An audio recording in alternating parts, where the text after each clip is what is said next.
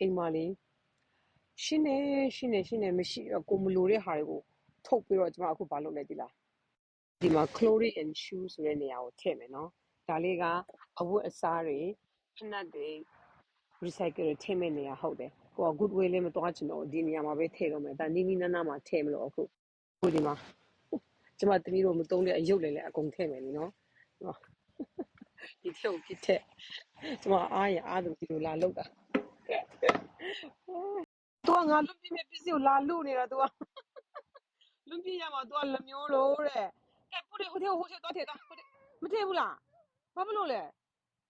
you want to keep it ငါတလုံးကထည့်ပြီးတော့သူကဒီမှာဒါကြီးကိုမထည့်ချင်ဘူးတဲ့အခုဒါတွေလည်းလွတ်ပြမှာဒါတွေလည်းထည့်မှာ तू မတွေ့ဘူးဒါတွေကိုထည့်မလို့ဒီမှာသူ့အယုတ်လည်းဒီနားမှာရှိနေအောင်ကမဟုတ်မှာပြလိုက်ပါဦးမမီးကိုပြလေးကိုဆွဲထုတ်နေတဲ့အရေးထဲမှာ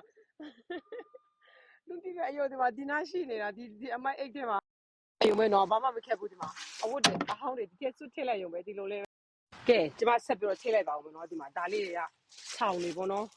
ဆောင်းတွေဖနက်တွေဟိုဆောက်ကီရိုလိုင်းနာကနေယူလာပြီးတော့ဒီမှာတော့နည်းနည်းပါစီးပြီပေါ့နော်ဒီမှာဒါလေးကဖနက်အထုပ်တွေသူများကိုပေးရမှာလဲအားနာရီနော်ဟောင်းကလည်းဟောင်းပြီကိုတော်မအရန်စီးပြီးပြီဆိုတော့လေနော်ဒီမှာကျမသမီးရဲ့တောင်းမှာတောင်းမှာစီးတဲ့ဖနက်တွေလေသူများကိုတော့မပေးရဘူးကျမတို့ Burmese community တငယ်ချင်းတွေကိုလည်းတင်တာကိုတော်မမဟုတ်တော့တာလေနော်အခုဒါတွေ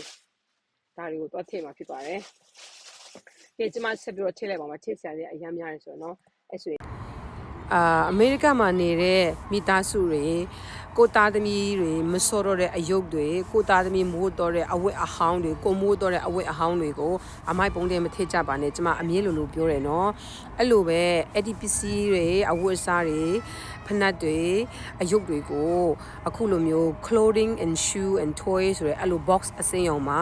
တွားထည့်လို့ရပါတယ်ဒါမှမဟုတ်လေဒီအဟောင်းတွေရောင်းတဲ့နေရာအလူပေးတဲ့နေရာ goodwill ဆိုတဲ့နေရာမှာလည်းတွားလူလို့ရပါတယ်เนาะအမိုက်ပုံးထဲမှာလုံးဝမထင်နဲ့เนาะကျေးဇူးပြု၍လူတဲ့နေရာမှာတွားထည့်ကြပါအမေရိကမှာနေတဲ့မိသားစုတွေကိုပြောချင်ပါတယ်ကဲ thank you ပါ bye